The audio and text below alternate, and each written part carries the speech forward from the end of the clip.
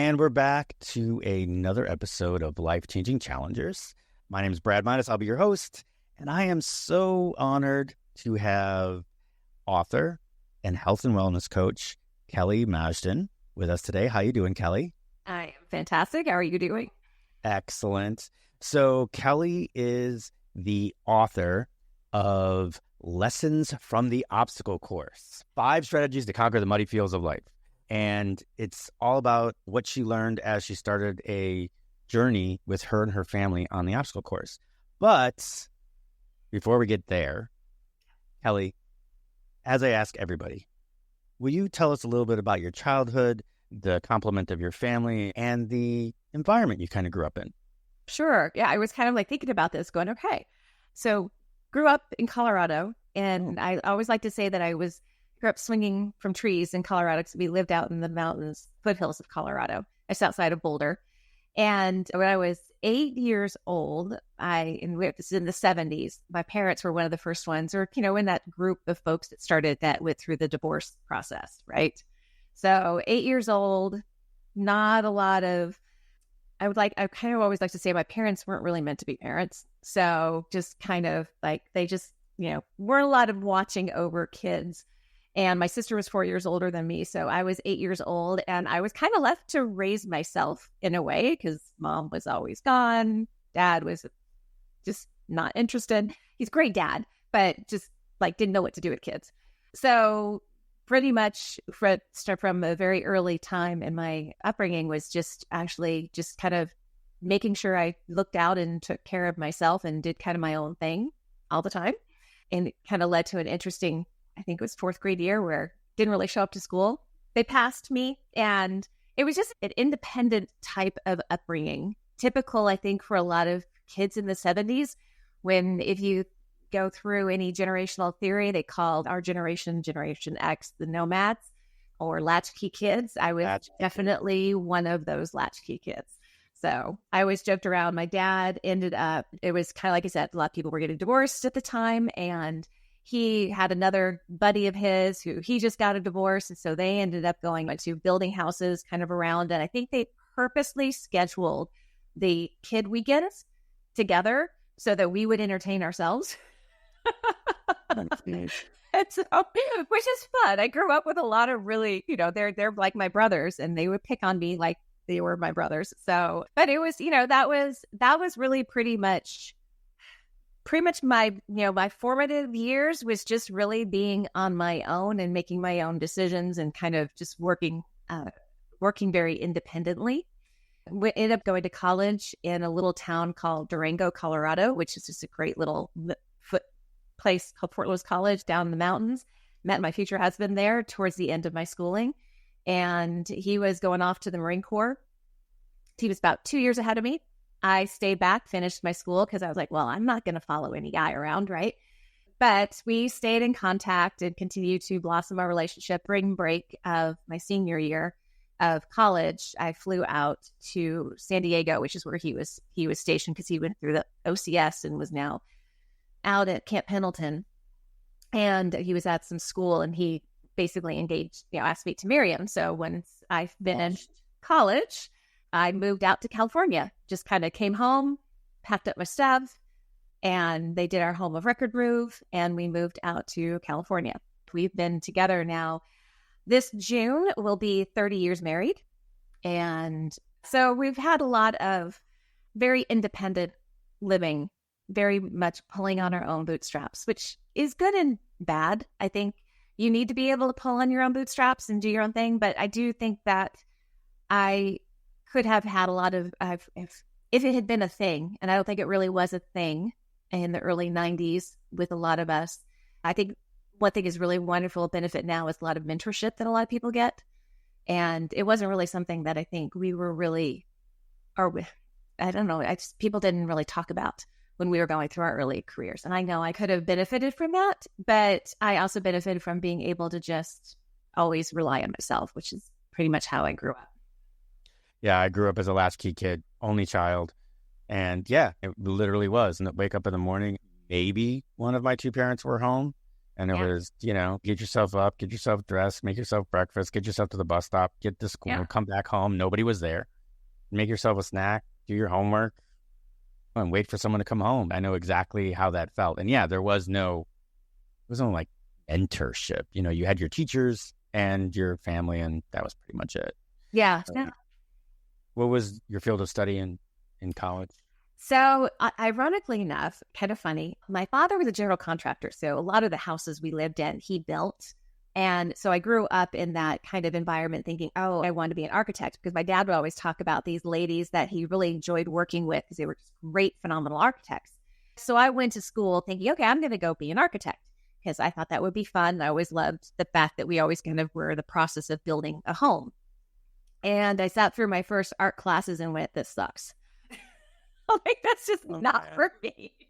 So I, of course, did what every college student does who says, okay, I really chose poorly. I went to speak to my counselor, and she's like, well, you can go into business. I'm like, okay, I'll take a few business classes.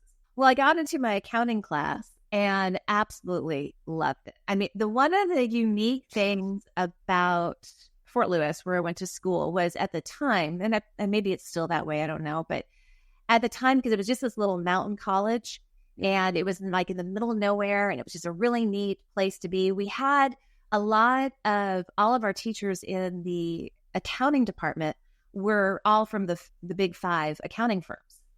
And they had just, they had run the course of working their corporate careers, and this was kind of like their second life, that they went and said, I just want to go out in the mountains and go teach. And so we really had some phenomenal teachers there. And I remember my teacher who did cost accounting, and the way he just explained cost accounting, I was like, oh my God, I get this. And I set the curve in the classes and went, all right, I'll be an accounting major. Then a few years later, I got into tax accounting and all the other, and I went, what did I do? This really sucks. But I finished with my accounting degree, but I never went forward to go after CPA or anything like that, because auditing absolutely was like, that was not my thing. So I ended up falling into financial services and working in the wholesaling and selling space, and fell into working with corporate 401k plans. Wow. So this is gonna seem like surreal. You ready?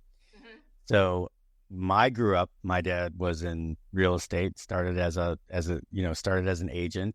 Well, no, actually I should take that back. When I was really young, up to my age of 7, I think, my dad was an accountant for International Harvester. Then he went into real estate instead and started being an agent, and then went into real estate appraisal, and then started his own appraisal firm, and then retired from that not too long ago. So so I'm right there with you. Accounting, and I lived through all of the real estate. Matter of fact, I got my spending money for college and books and rent by doing appraisals. Oh, wow. Yeah, because he taught me how to do them, and it's something that you can do on your own time. An appraisal. Right. Yeah. You make the appointment, you go look at the house, that you do the forms, and you send them in, and that's it. And it's pretty lucrative. So at the time, it was pretty lucrative. So I'm right there with you. I got it all. Yeah. It's funny, as recovering accounting majors, I can't say I was ever an accountant just because I never followed through with that path. And there's another story in there, but I'll just tell you that for about 3 or 4 years, I was a Series 7, Series 63, Series 24. Okay, That's for a whole different, we got to move on, but that's for a whole different conversation. So you got married and you're in San Diego, right? We were in San Diego. Okay. So how did you enjoy San Diego? How long were you there? So loved it. It was absolutely beautiful. And it was like in the mid-90s. And so my husband was stationed there for 3 years. He actually had a little bit of a longer station than most Marines do, just because he changed from different units while at Camp Pendleton. And we actually put in for Okinawa because it was just the 2 of us and a cat.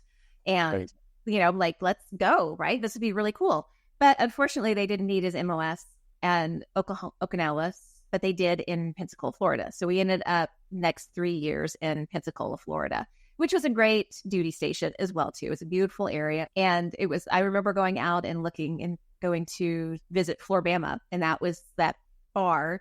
And it was literally in the middle of nowhere. And like, I know you go there now and there's high rises all over it, but literally at that time, it was like literally just in the middle of nowhere out on Orange Beach. So anyway, so we were there for 3 years and we decided I like to say we were young and dumb. We decided that it was time we didn't want to continue moving around a lot. And we were thinking about having a family and all that kind of good stuff. And so we said, well, let's go ahead and give up his commission because he was an officer and head home to Colorado. So we did that in 1999 and ended up going back home to Colorado. And then it took us another 3 years to get pregnant because we had fertility issues. It was really more on my side that I had the issue. And so, which was kind of it.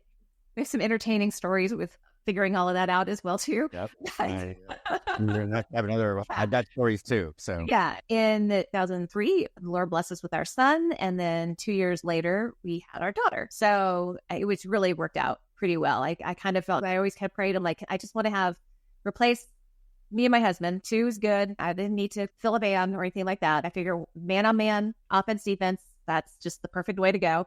It worked out really well. We got the son first and then the girl. How perfect could this be, right? And they are probably the most planned children you could probably have because we had to follow a certain fertility schedule and a certain shot schedule. So we had to tell my body, you need to keep this egg. So there were certain things that we had to do in order to be able to make that happen. But yeah. And now my youngest is graduating from high school this week.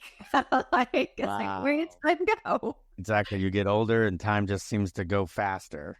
Oh, it does. It does. And especially, I thought, it took us, we were married 9 years before we had children. So we were in our 30s by the time we had kids, which is, back then, that was kind of a little unusual. A lot of people were having kids earlier, but that now for so many folks, that's normal. So a lot of people are having kids in their 30s. And I think that's where now our story will really resonate a little bit more because we are that older parent. So what were you doing at this point? So as far as not being, I know you're trying to get pregnant. That makes one thing. You're trying to be a mom. But what were you doing for a living at this point? So at that time, I was working for a mutual fund company when my son was born as an internal sales manager. So I was managing its sales desk. And I was one of the supervisors on the sales desk, actually. And then when my daughter came along, I was working at a 401k internal sales desk, and I was managing that desk and building out those internal wholesaling platforms. Nice. And what was your husband doing? Oh, he was doing construction. No, he was he got out of the Marine Corps. So, and he ended up getting his program management professional. So he was a supply officer, which he's always kind of like, oh, that's not the sexy thing in the Corps, right? But it's like, you know what? You believe me, people want to make sure that they love and they take care of their supply officer because where do you get your stuff from? And so it was natural for him to go into a program management professional. So I always like to say he's the guy that gets the folks, the business users who are using the programs to communicate to the IT folks that are building the programs because there's not a good communication line here. They don't speak the same language. Yes. No, the thing is that in my professional life, I'm also a designated PMP and PGMP as well. So you know very well what I'm saying. Yeah, I know that. And it's just being surreal now, the things that are very comparable to both of our lives. It's like uncanny what is going on here. But yeah, that's kind of what pays the bills around here, at least a little bit. But okay, so fast forward a little bit, and there was a big obstacle that happened in your life. Yes. So we're really I think we're all just kind of going along with this. And if I were to go back and say where this obstacle stemmed from, it would stem from my husband being a Marine. When everything was happening, if we remember, early 2000, right? 9/11. And then we literally got a call in 2002 or 2001, actually, when that happened. The Marine Corps was keeping tabs on where all of their people were. And so, so we're really heightened in that respect. But as everything was going on over there, in 2005, our daughter was born. And at that point, 2 weeks after our daughter was born, my husband went to Iraq to help with what is called a Z backscatter X-ray man program, which was able to scan vehicles going into Marine Corps checkpoints. And he was actually, they sought him out for this job because of the fact that he was a Marine, he was a supply officer, he's a PMP. So he spoke Marine because the Marines kept breaking everything, which go figure, right? And they really needed to get these vans up and running in country. So the first year of our daughter's life, he was actually a contractor out in Iraq and went through all sorts of things. And there's all sorts of stories with that respect. The reason why I tell that is because I think there were some things that happened at that point in time, because when he came back, his health started changing. And there was a lot that was going on with his health that we really, going back and putting the pieces together is where I've connected the dots, but didn't really understand it when things started kind of falling apart early around 2012, 13-ish. And my husband ended up turning to me one day because we were living at the time then in Arkansas, because a big company picked up my husband and he was working for that company and living in Northwest Arkansas. And his parents had followed us out, lived in Bella Vista. There's very windy roads there. And as we were leaving or getting ready to leave his parents' house, he's like, honey, I think you need to drive. And we hadn't been drinking. So I'm kind of like, okay, well, what's going on here? This is kind of strange because normally, he doesn't ask that question. Well, when we get home, I asked him, I'm like, okay, what's going on here? Because I did notice a lot of things were going on. I did notice my husband was quite grumpy. He was complaining of headaches a lot more. He was getting dizzy. We now, as a family, we really all enjoy, especially my daughter and I, love amusement park rides and going on, and of course, it kind of runs your head around. Now, and I was kind of thinking all of this was going on, and we were also both trying to build our careers at the companies that we were at, and we had young kids. So I just thought maybe he's just getting tired and, that's just life going on. Well, when we got home, I asked him, what's going on? Because you're off. There's just things going not straight. And he goes, I'm seeing double. I'm like, well, what do you mean you're seeing double? Because I see two of you stacked on top of each other. It's kind of canted. I'm like, okay, well, babe, how long has this been happening? He said, pretty much since we moved to Northwest Arkansas, which had been 5 years earlier. I'm like, you're just now telling me this? 5 years. 5 years he had been dealing with this. Now, remember, I have a Marine. And Marines are stubborn, and he's also a New Yorker. He's he's got everything. He is the most stubborn man out there. And I'm like, babe, this is not right. Like, you need to go get this looked at. So I annoyed him enough for him to finally go see an eye doctor. And when he goes to see an eye doctor, this one eye doctor says, oh, well, you just need prism glasses. And I'm going, okay. And he's like, fine, put the prism glasses on me. I'm good. Just call it good. So, I do what every wife does and every good caretaker who loves somebody does. I'm like, okay, well, why do you need the prism glasses? What's going on? Did he tell you that? And he's like, no, we just need prism glasses. I'm like, okay, that's not enough. Like, that's not the answer. Anyway, we would banter back and forth like this for a while until my son, chasing after our daughter with a suction cup bow and arrow, he ends up running into it and cuts thankfully, just the white of his eye, because it hit my daughter's door and she slammed the door and he kept going. Jeez. Yes, we're not bad parents. It's just kids. No. Tit. They just do things. But I also do think God works in mysterious ways. And the eye doctor that my son saw, I asked my husband, and again, bothered him enough. Like, will you please go see him? Like, get a second opinion, because prism glasses isn't going to work. So this eye doctor does go a little bit further. My husband, not only a Marine, jumped out of perfectly good airplanes, did all that kind of good stuff, but he's a career lacrosse player. Well, not career, but like played lacrosse all through junior high and high school and even into his college years and stuff. So he's thinking, well, maybe there's a concussion or something going on there. So he sends him off to a neurologist. The neurologist sends him off to get an MRI. And literally on January 24th, my husband, we went in to see the doctor and found out he had a pineal gland cystic mass sitting in the middle of his brain. And basically it was sitting between the four lobes and it was cutting off his circulation. And I joke with my husband now, I'm like, you are alive because of me hounding you, because it literally would have caused a brain aneurysm. Like, he was probably a year or two away from just dropping dead from a brain aneurysm. So that sent us into a really great neurologist at UAMS in Little Rock. I can't say enough about Dr. Day. He was phenomenal. And after 5 minutes of sitting down with us, Dr. Day turns to his assistant and says, schedule him for brain surgery, like, immediately. I went, wait a minute, what? Brain surgery? What? So I'm like, okay, I know my husband's not going to ask, so I ask. So again, caretakers out there, you ask the questions. If they're not going to ask, you ask the questions because you have to. I'm like, stop. Tell me why.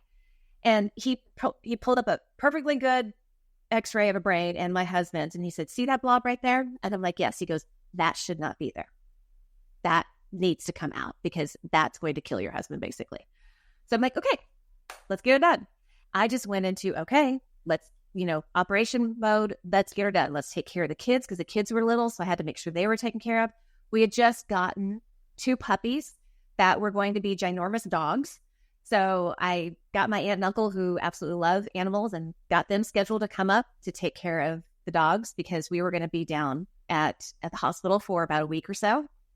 And just basically made sure everybody knew what was going on, made sure the kids' school knew what was going on, was taking care of FMLA paperwork, just everything that you just have to do to ensure that he's going to have a good recovery and didn't have to worry about it. I even bought a new mattress because I knew he was going to be in bed for 4 months. So it's that just operation, have to have this handled so you get it. You just do it. You get it done. He had surgery in March of 2014, and the doctor came out and found out that they also were worried it could be cancerous. Thankfully, we dodged that bullet. It was just this big protein blob sitting in the middle of his brain. Weirdest thing ever. And I don't know really where it came from. And that's the thing that they don't understand. That leads us to a couple of years ago, we found out that wasn't the only cause of his double vision because we continued having issues with his double vision. And it never really corrected itself as it should have corrected itself by getting that thing out. Right. And then we went to a doctor when we moved here, we found another really great doctor who operated on what they call a fourth nerve palsy. Anyway, because the surgeries weren't fixing it completely, he sent him off to get blood work. And we now know that my husband's been battling Lambert-Eaton myasthenic syndrome, which is called LEMS. And it's a neuromuscular autoimmune issue. So that was also part of what was going on. And I have a feeling if I connect the dots, knowing what I know now that I've done a big deep dive into health, is I think something when he went off to Iraq might have triggered this. I have no proof, but if I were to kind of go back and see, it does seem like because everything was fine before then. Right. Yeah, I can always see that when there's a certain point in your life, right, where things start to change. You're always going to go back and check that out. Yeah. Now, I know nothing about LEMS. Did the doctor say anything about it could be genetic? It could be just something that is passed down. Or is it something that can actually be, acquired? It's typically acquired by small cell cancer, 60% of the time. So, but my husband's never smoked. And I mean, he's about as clean as you can get, except for alcohol. But anyway, when he was sent off to have chest x-rays done and all that kind of stuff, to try to figure out why he has LEMS, I knew that there was no small cell cancer that was going to be found because there's no reason for it. There's nothing in his history that would have brought that up. So of course, nothing was found there. And there's really all of the typical things that would bring up LEMS. He didn't have before. We have no idea. It's just something that has just happened. And it's a very, very rare neuromuscular autoimmune issue. You might have heard of myasthenia gravis, which is MG. These two are on opposite camps. This is also kind of where the whole obstacle course stuff comes in and why we continue doing this. We didn't realize it at the time, but now we have an even more reason why we continue with obstacle courses. So if you think of, you work out, a lot of your viewers work out. So think of you're going to do 3 sets of bicep curls and you're going to pick a pretty challenging weight because you want to really build that bicep up. So your first set to 10, you're like, okay, that's not a big deal. I got this. Second set 10, you're like, okay, this is getting a little bit harder. And then your third set, if you picked a good weight, you're going to be like, I can barely get out that. Last 2 reps are like killing you, right? Well, for my husband, reverse that. So what LEMS does, the first set he does, it's like he can barely complete the first 10. The second 10 is getting easier. And then the third 10, he's like, I can do this all day. And it's with a challenging weight. Because what it does is interrupts the acetylcholine through your calcium channels to get your muscles to fire. So we all need that channel that goes into your muscles. And that is what tells your muscles tells your brain, tells your muscle to constrict. So that's how limbs affects people. Now, myasthenia gravis is the opposite. The more you use your muscle, the more tired it gets. Now, my husband needs to use his muscle or he'll end up not being able to have his muscles. So that's really important for him to continue to be active. Oh, and that's going to be frustrating. That's the acetylcholine is basically, it takes his muscles a lot longer to fire. Yes. Than the rest of us. The rest of us, we can probably do a dynamic warm up and our muscles will fire right at that point where it's going to take him, it sounds like it's going to take him it's a specific, whatever muscle he's going to be using. He's got to warm up and do several longer sets of things in order for him to be primed for it to fire.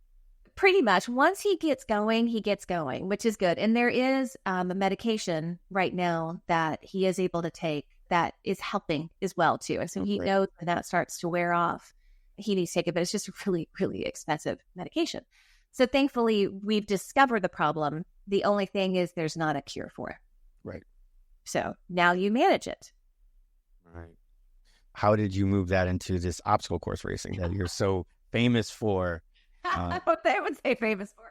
It's the book. It's Lessons from the Obstacle Course. So it's an obstacle course. So when did that all start? So that all started the year my husband had his brain surgery in 2014. During the time that he was recovering, we had a few issues that sent him back to the hospital, like his brain swelled and he had blood clots and a few other things that we were managing. And my back went out on me. Like with what happens with a lot of caregivers, like I had poured everything into taking care of my husband and the family and making sure our whole ship stayed afloat, that I was not taking care of myself. And when I was in my third trimester with my daughter, my back had gone out on me as well. And so it went out on me again.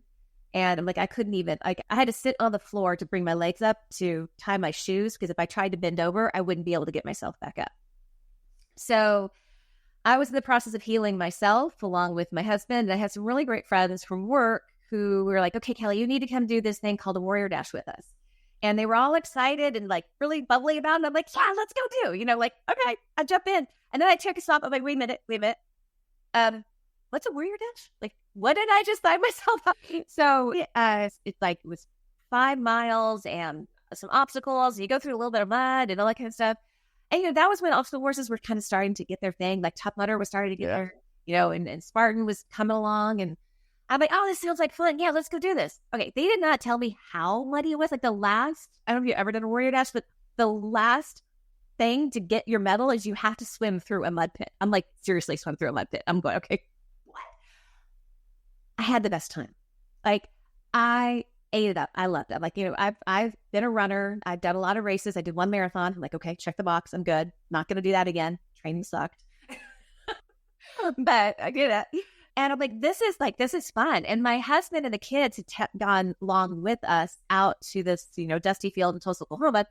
And standing on the sidelines, they were excited about it. They're like, oh my God, we want to do one of these. This is great. And but that's the biggest thing, because it lit that spark in my husband, because he was starting to because we had some of those setbacks, you're not going to be able to do the things you used to be able to do, all that BS that people say and the excuses that people make. He really wanted to get back and play lacrosse again. He wanted to go and do the things that he wanted to do. And he was starting to get this feeling that I'm not going to be able to do this. And so seeing the course, and we were talked about it on the way home, he's like, I really want to do one of those things. I'm like, okay, let's find one. So we ended up finding Conquer the Gauntlet. And I picked a race in September 2015. He had his surgery in 14, because I really wanted to make sure he had enough time to recover. And it had to be far enough out, but close enough to home, because we couldn't go too far away from the kids, because we only get a couple night passes because his parents would watch the kids. Right. So, but we ended up doing Conquer the Gauntlet in September 2015 out in Little Rock, Arkansas. And we just had a blast. It was so much fun. And so that really just started our journey. And then our kids, as they got older, they were like, we want to do this. And so we took them on a couple of warrior dashes and they absolutely loved it. And I've got some wonderful stories of the kids, first going through the mud pit going, oh, this sucks. And then the next year we encourage them to bring some friends along. And then they become the cheerleader for their friends going, oh, you can do this. This is going to be so much fun. Seeing that transformation in them was just really cool, and seeing how they've grown. And, my daughter is not afraid of anything. And she's also a fantastic lacrosse player. And so she's like, closes everybody down on a defense line.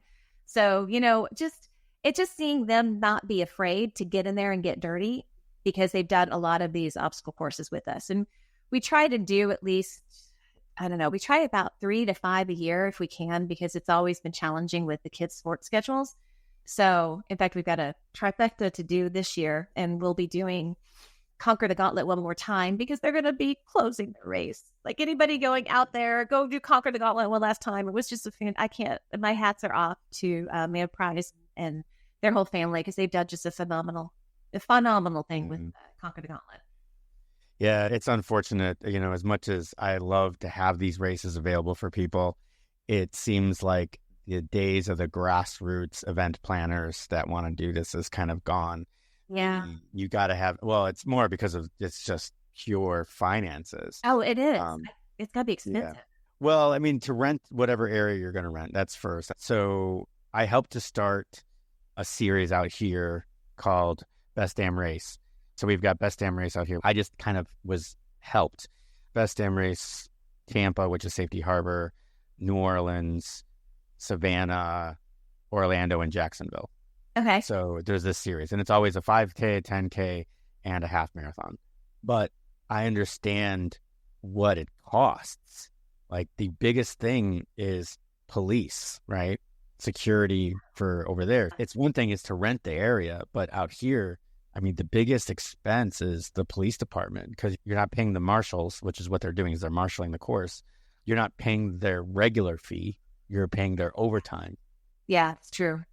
But because of that being just so expensive and inflation and the whole bit, they're just taking these grassroots, and they're lucky if they can sell the race to Spartan or some big conglomerate like that. Otherwise, the grassroots ones just go bye-bye, It's unfortunate. It is unfortunate because of the cost of Spartan, and not a dig against them, but because they put on a great event. Yes. But I think a lot of these, like, I was sad when the Warrior Dash went away, because that was such a great entry-level race. And then this year, Rugged Maniac went away. And I hadn't gotten a chance to do one of those. I was really looking forward, because they were going to have one here in Dallas. I'm like, oh, let's go do this because it's close to home. It's in our backyard. Yeah. Right. So it's sad, because you see a lot of those just kind of fold shop, and I don't know. I'd be curious, and so I'll put this out to the world. I'm like, is it the group that were really doing a lot of these races just now moving off and having kids and not participating anymore? Like, are they seeing a lot of participation drop off?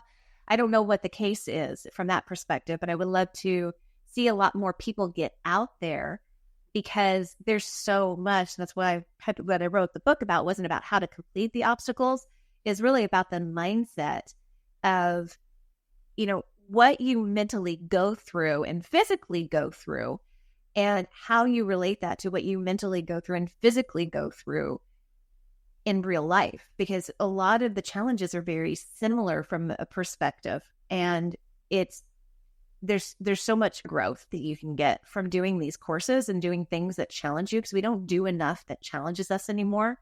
We have got very sedentary lives. We don't go out and really push ourselves to do hard things. I think we really truly miss out on that rewarding part of pushing your limits to know what you can do. Like, I am not a podium person. I always joke around, like, I'm going to be a podium person just because I'm going to outlast everybody in my age group. Then I'll finally get up there. I don't go through these very fast, but I go through them, and every time I take on a course, I finally get through another obstacle that's been challenging me. So it's that resilience to not give up and to keep trying and kind of facing your fears and all sorts of other things that we see in life that you find on the course.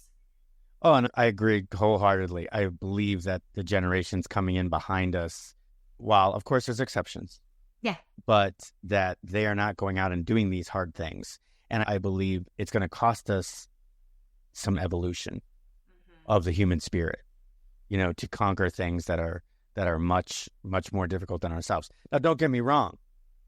We've continued to increase the pace and lower the time on the marathon. We've continued to race the mile and get faster. So we're getting faster, and part of that is training theory. But those are exceptions, and it just doesn't seem like we're doing anything hard.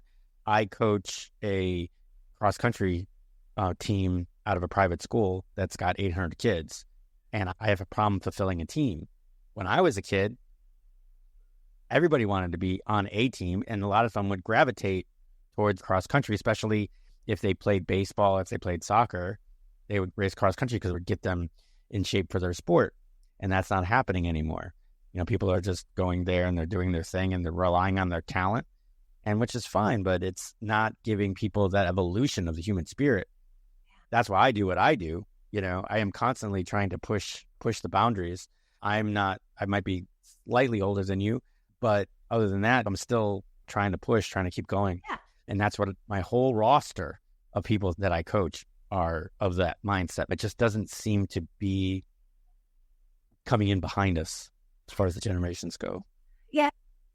I don't know where the change was. Was it COVID? Was it the fact that we've not had to push? We've not had a lot of adversity, which thankfully, I'm not asking for adversity. I don't want it in that respect, like a big adversity. But I don't know whether we're not pushing people like we used to. We're patting people on the head and saying it's okay. And we're not encouraging people to really face the things that, oh, you know what, actually, I didn't do this right. And I need to go back and work harder to overcome this or to be better. I'm sure there's probably a big rabbit hole we could go down on that one from a philosophy standpoint. Yeah. But I think it's going to hurt us as a society. It's going to hurt us as our children are being raised. I feel very fortunate that we have taken the kids on this journey with us, and they're not afraid to get out there and push it. They're not afraid to get hurt. They're not afraid to fail. And I think that's the biggest part of it. I think we can all just be responsible for our own little world that we live in. And I know at least I've done that with our kids. And I'm very thankful to have the opportunity to be able to do that. I hope that more people will, because we have to. It hurts to fall. This is a good example. So I had a neighbor who her kids, every time they went out, they were padded up. Oh my gosh, helmet, elbow pads, shoulder pads, wrist guards, knee pads, everything on their bike. And they would go out on their bike and just kind of, and they were nervous. My kids, maybe it's just because I come from that generation. I'm like, you just get out there, go do it. And, call me bad parent or whatever, I don't care. But my kids knew that it hurt when you fall. So it made them stronger and better at what they did. It made them stronger and better bike riders. It made them stronger and better in their sports. It made them stronger and better in everything that my neighbor, unfortunately, her daughter went out one day without the stuff on, her safety gear on. And when she fell, she actually broke her arm because she didn't know how to fall. One of these races we were on, and we had just gotten over this thing, and I was so excited. I'm like, oh my gosh, I got over this. And we started running, and my foot caught a limb because, of course, these are trail races, stuff like that. They're trail races. And my foot caught a limb, and I went down. But I went down. I knew how to fall. I went down on my side, rolled over, and jumped back up. My husband just looked at me like, what? And the volunteer person was over there like, okay, are you okay? I'm like, yeah, just fine. Later on, when I pulled everything off, I had a massive bruise all over my side and everything. But that's the whole point, is that you have to learn how to fall. And if you don't learn how to fall, to catch yourself in a way that you don't hurt yourself physically in life as well as mentally in life, then you're going to be hurt more. Now, it takes that first hurt, but you have to learn from that and then move forward with it and be like, okay, I'm going to learn how to do this better. I'm going to learn how to roll with the punches and get myself back up. That's that resilience part of people that we really have to learn in order to be able to continue pushing forward. Because if you don't, and you stay stuck in this and afraid to fall and hurt yourself, you won't build. There's literally, you build new neurons every time you push yourself through a wall. It's like scientifically proven now that they've said every time you do something hard, you're actually building and growing new neurons. So It's still happening. And you have to continue to push yourself and continue those challenges. And that's part of the reason why I think these things are so great. And the obstacle courses are so fun, because you're putting yourself in a position where you have to push yourself. Right. Yeah, I totally agree with that. And again, I think that's one of the things that I can't remember the name is the guy that started Spartan Race, but that was one of the things that he was always thinking about when he first started. Warrior Dash was the OG of obstacle courses. I think they were the very first one, and Spartan came on top of that. But yeah, it's so true. Learning how to fall. I remember learning how to ride a bike. You and I didn't grow up in the age where you put a helmet on. Oh, that was cool. When it's our parent running behind us with holding onto the back, and you're like this, and then it lets you go and you fall. Yeah. And then you get back up, and then you call. But it was the first fall, and you might have fallen, you might have skinned something, and then my dad was probably like your husband. He's like, it's fine. Get back up on there. We could do this. Yeah, walk it off. And get back on there, and and after a couple of days of doing this, all of a sudden you would go through and you'd get a few cycles in before you're like, oh my God, I don't know how to brake now. So you'd fall on purpose. Yeah. Because it's the only way if you get it. Then Dad would teach you how to brake, and then you try again. Yeah. And that was the way it was. But now it's like a lot of times it's like, oh, I'll try this. Oh, that didn't work. Let me go on to something else. Oh, I didn't like that. That didn't work. Oh, I failed there. Oh, I'm going to go on. And people aren't daring to fail anymore. It's like failure is the end all be all, which what it is actually an experience to teach you to then succeed. You can't succeed without failure. You can't succeed without failure. And I think that's what, you're asking, like, what is this generation lost? They've lost that ability to work through their failures because there's been a propensity to not allow them to fail. Right. Or to make it okay, or almost kind of like placate. The first time that I was with a friend who had a 4-year-old or 5-year-old playing soccer, and he's out, hey, we're going to watch the soccer game. And I'm like, what's the score? And they're like, oh, well, they don't keep score. It's got to be, we're just for fun here. And I was like, what? But the funny part was all the moms were like, yay, good job, Johnny, blah, blah, blah, blah. And the guys were like, somebody would score and it was like, blah, blah, blah. And at the end of the game, okay, great. But all the guys would be like, yeah, 4-2, buddy, 4-2. Exactly. And you know what, though? The kids are keeping score, too. Like, literally, they are keeping score. So I know it's, it's kind of sad. And that's why I hope, and that's why I think that it's sad that I see some of these races folding as they are. And it's Joe DeSana who does the big Spartan, Tough Mudder, and now Tough Mudder, because he taught a Tough Mudder as well. But I hope that they don't, and I hope that we can spur some. And I love that you've got one that goes on in your area. Is it still going on? We have a Spartan that goes right down the street. He does the stadium. They use Raymond James Stadium one, the inner city one. Then we've got a one in Orlando that is also a city, but not inside of a stadium. And we've got so you can do a trifecta out here in the Tampa, Orlando area. I think I need to do that one. But you had mentioned another race that you said that you had helped start. Best damn race, but that's a road race. Yes. Oh, it's a road race. Okay. Race, 5K, 10K, half marathon. Yeah, those are road races. But we've got a lot of trail races out here as well. But yeah, COVID was definitely an instigator where you got to go. They went 2 years without being able to put on a race, So depending on what their finances were, that could pretty much deter any, it's a lot of companies that went out of business because of COVID. Too many. If you can't put on events, they weren't allowed to put on events. Yeah. Ridiculous. So which made sense for that environment. So what would you say is your hardest obstacle in a race? What was the hardest obstacle that you could think of? So in Conquer the Gauntlet, there was this race. It's called the Continental Divide. And it's almost a 14-foot tall wall that you have to grab a rope and climb over. And when we came to this wall, unfortunately, was that my husband's very first race after surgery. And you actually have to scale a 6-foot wall to get into the starting pin of Conquer the Gauntlet. And when he scaled that wall, he found out a few years later that he ended up tearing a part of his bicep. So by the time we got to this wall, he couldn't grab the rope to climb up because he had hurt it. He'd done further damage on another obstacle right after. So he's like, well, you give it a try, honey. And I'm like, okay, well, I'll try it. And I got about halfway up and I'm hanging from this rope and I'm going, I can't make it up. Like I had not trained, like I had not done, I really hadn't known what a big obstacle course race was like. And the ones that were in Warrior Dash, they had slats across. So I could kind of climb up it with the rope and the rope had knots in it. So it was a lot easier to do. This one, you were really relying on brute strength, your upper body strength, and just technique to be able to get up and over it.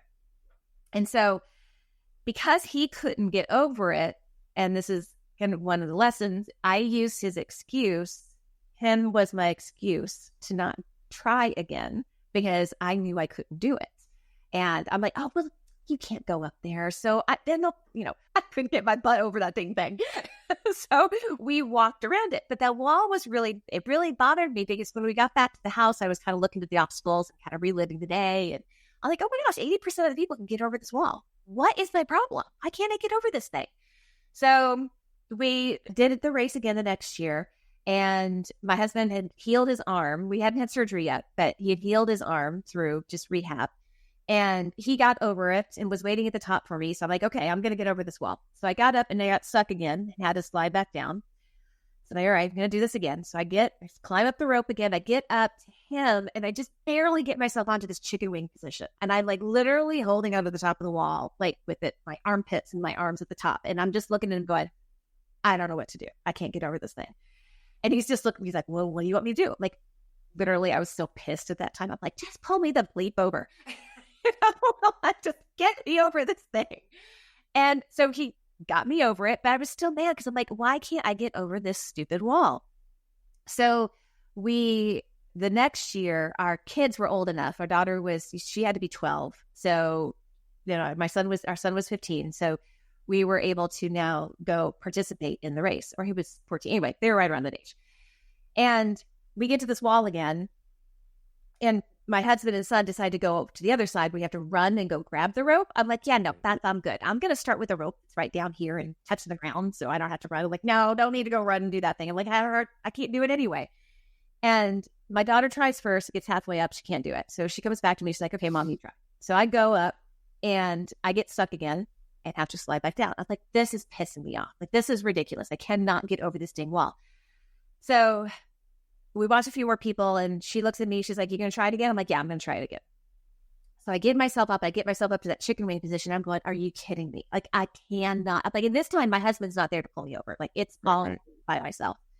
And I was getting so frustrated. I was so pissed. And then I started going, well, why do I even want to get over this thing? What is my problem? Like, this is that growth moment, that thing where you're going, nobody cares if I get over this stupid wall. Like, what am I doing? And then I hear from right below me, my daughter, you got this, Mom.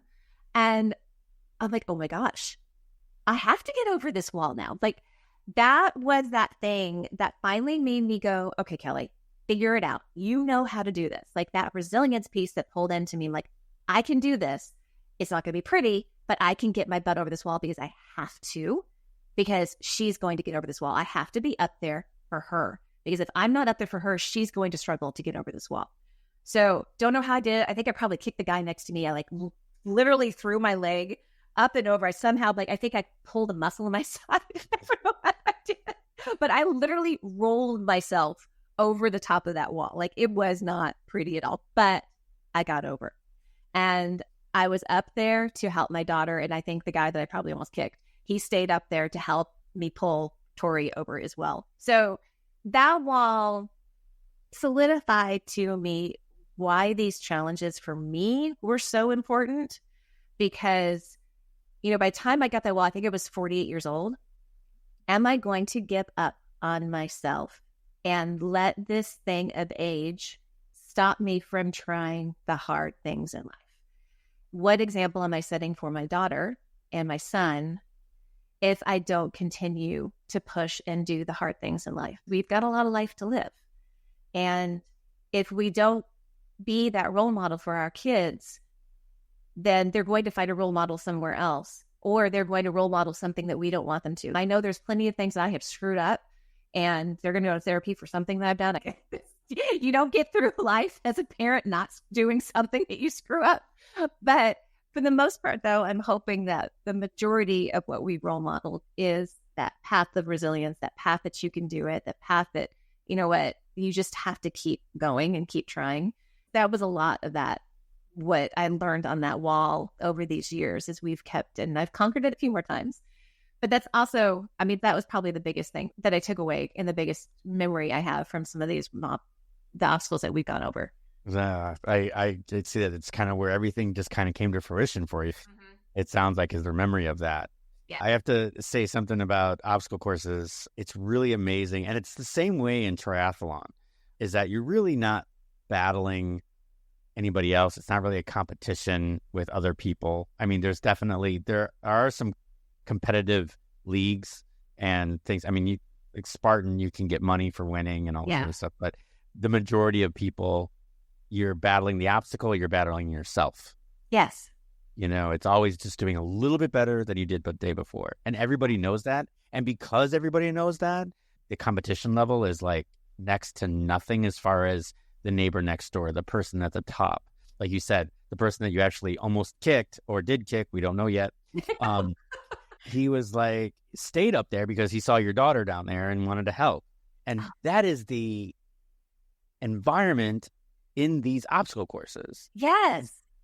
I remember the first time I did Tough Mudder, and I didn't know what to think. The first few obstacles were pretty much individual. You had to go under stuff, under and over, and blah, blah, blah, blah. There was really nothing high, nothing low. And then we get to this vertical gate, wire gate. You had to go up and over and back down. You really had to go up. And it's so high that you had to crawl and then crawl back down. Right. And I didn't understand why there was people on the ground, on the bottom rung, and they're all sitting down and pulling. And I didn't understand what they were doing until I got up and over. Everybody was in there and they were keeping it taut. So it made it easy for the next person. And then when you jumped down, you took somebody's spot and you waited for another person to come over, and that person came over. Then you went on with the obstacle course. Yeah. It was amazing. I mean, I was enthralled. I just was enthralled. I was like, wow, I had more confidence in a human being than ever at that point. I tell you, one of the best things about these races, and I get asked a lot about what I hope the takeaway from my book is that I want people to embody that mindset that they have on the course. And the last section I have is about collaboration. And it's about the fact that when you get out on that course, it doesn't matter who you are, where you're from, what you look like. We are all out there battling together. I mean, people jump in, strangers who never met before. Like we did the trifecta weekend in Dallas last October, and there was a kind of a straight wall that you had to go up. And my husband actually got up to the top, but you had to climb up kind of like those rock climbing things. And I couldn't get my foot to the first one to get my leverage up. And this man just walked right by. He was walking me by and he just stopped and he looked, he said, "Do you need a hand?" I'm like, "Yes, please." And he gave me a little foothold. I got up there, and as I was climbing up, I looked over and noticed he was doing his penalty rep, and then he took off. If he was going for time and trying to do like a PR, he paused long enough to give me a hand, and he didn't have to. Right. And you see stories like this, and you see just human nature all the time on these courses. I never go through one where we haven't had a group of people coming together to help others over an obstacle, and where, people have stopped to help us. It's just that giving nature of human that we naturally give. And it's a place where people can just do it and feel good about it and not think about it. That I just wish that was something that we can embody a little bit more off the course. As I say, in the muddy field of life, just little things like giving a smile to someone at the grocery store, holding a door open for somebody who's coming in behind you and not letting it slam shut on them. Little things like that really truly mean something. Like what it says is that you see that person. You're not just walking through life in your own little bubble, that you see that there are other people around you, and having just being that little extra courteousness so they feel seen. And that can mean so much for somebody in one day that you never know what impact you can make. I agree. Into a crowded line of cars, 13 different cars, knowing that the people in back of you are trying to get home too. Exactly. Let one or two in, people. Not the 13. And go on your way. Okay? You've got people, remember the people behind you. Exactly. I will tell you, I love being back in Texas. I was actually born in Texas. I love being in Texas because people here know how to merge one at a time. Just kind of go like it's just slip in. It's awesome. My hands are down to Texas drivers. Y'all know how to drive. Yeah. And block and making a left-hand turn and blocking out those front lanes so that the people behind you can follow you through. Yeah. Come on, people. That's my little quibble that I have for some people, because Florida's got some really bad drivers. Not as bad as DC, but it's getting close. Yeah. Well, you got a lot of the Northerners coming down, don't you? You have a lot of snowbirds. Yeah. So the driving gets worse in the winter. So that's what you want to call it. But that's amazing. So you have a plan of action in your book. You want to just kind of go over those few different attributes, and then we can wrap up? Sure. So after, I wanted the book to not just be like a story about our escapades and what I learned from them. I really wanted folks to be able to just kind of hear the lesson, take the information, but then have some questions to really kind of go through and ponder what's going on in their life. My goal is that it will help people kind of build on their resilience, build their inner strength, and just really feel like they can actually move through life the way they want to move through life. So basically take their control and their power back in their life. So I go through 5 different strategies. It's recovery, discovery, persistency, creativity, and collaboration. And then I break it down into 3 chapters each, but from each one, from the lesson, there's like little bullet points about this is what you learned, this is what we went over in this chapter. And here are some questions, like here's a scenario, think about this kind of scenario. And then here are some questions that you can ponder that will help you work through a problem. She goes, I keep going back to the book to just kind of work through my problems. Warms my heart. Oh my God. So that was my hope. I just hope that people will take the kind of self-coaching questions, becoming a health coach. How can I help people kind of self-coach? Because a lot of us like to try to take things on and take care of ourselves. And I think that's wonderful. Maybe that'll help you do that a little bit better. So it's recovery, persistency, creativity, and collaboration. All right, people. So there you go. That's exactly the way to get through obstacles. And to find out more about that, don't forget, we'll have some links for you. It's Lessons from the Obstacle Course. And we'll have some links directly to the book, and also to her website, kellymajdan.com. So you can do that. And where else could people get in contact with you? So I also have Instagram and Facebook, Power Through Wellness. It's the name of our company. And, your power comes from within. It truly does. And also on LinkedIn. So you can find Kelly Majdan on LinkedIn and also Power Through Wellness on all 3. You don't TikTok. Oh, no. I know, just because you don't want to be brainwashed. I can't think. I'm like, okay, there are some limitations as you're getting older. You're like, okay, do I really have to learn another social media platform? Yeah, we could talk about that forever. But yeah, so I'll put all the links into the show notes so that all of you can get in touch with Kelly. But definitely take a look at the book because it's something else. Let me tell you. So you got to give it a good read. So, all right. So thank you so much, Kelly. This has been a lot of fun and a lot of good comparables between our lives. Yeah, which is interesting. Crazy. And yeah, like really crazy, like surreal, which has been amazing. Thank you so much for sharing. Oh, thank you. I appreciate this. I'm glad that we were able to connect. This has been fun. All right, everybody. Thank you. We will see you in the next one.